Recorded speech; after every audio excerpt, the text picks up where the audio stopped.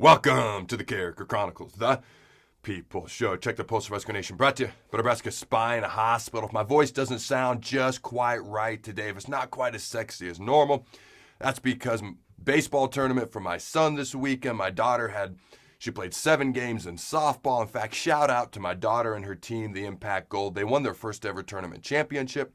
Addison did great on the mound pitching. She won the MVP, so I want to give a shout out to her for that effort as well. She only got out once the entire weekend, was a hitting freaking machine. But don't worry, folks.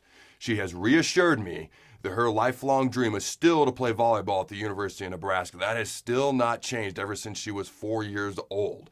All right, and now she's 9. So I have successfully brainwashed at least one of my children. All right, and it's kind of cool because every time I see John Cook, he's like, hey, make sure you tell your girls, and especially Addison, I say hello. So I don't know if there's a little early recruiting going on there or not. Probably so. But anyways, I digress. I also want to give a couple more shout-outs to the Husker baseball team. I mean, if you were a Husker fan, you were watching Nebraska baseball this weekend. They played great. They represented well. They battled back. They showed heart. They showed soul. They played some really good baseball. 2 elimination games they survived. Then they took the number 1 team in the entire country on their home field, into a third and decisive game. Had the lead early on in that game, balled out, played well. Congrats to them and Will Bolt on a very good, successful second season under the new head coach. I also want to give a shout out to Kevin Warren. Because of him, the Big Ten champs, I mean, if you look at how this whole thing was seeded, and I'm not the first one to point this out, we essentially got the 33rd or 34th seed based on how all these regionals are set up. So I want to thank him for not letting us play non-conference games like pretty much everyone else and not have a conference tournament like pretty much everyone else, so that, Big Ten baseball didn't get a lot of respect, but I do think the Huskers earned some respect for themselves and Big Ten baseball this weekend. But as always, much love for Kevin Warren. Now, one more final shout out to 3 very special ladies, and then we'll get to the topic of the show at hand. Jordan Larson, Kelsey Robinson, and I practiced this name and I'm still going to mispronounce it, so I apologize. Justine Wung-Arante, who made the USA Olympic volleyball roster. Now, there's only 12 women that make this roster, 3 of them from Nebraska. That's 25%, ladies and gentlemen, so shout out to those ladies. Now, let's get to the show, the topic at hand. Now, Sam McEwen did an article back at the end of April, and I saw it again, so I'm going to give him all the credit for all these stats and everything, but I wanted to talk about it because I thought he made a phenomenal point. Spreading the wealth around, not putting the ball in one guy's hands too much pressure on him. So here we go.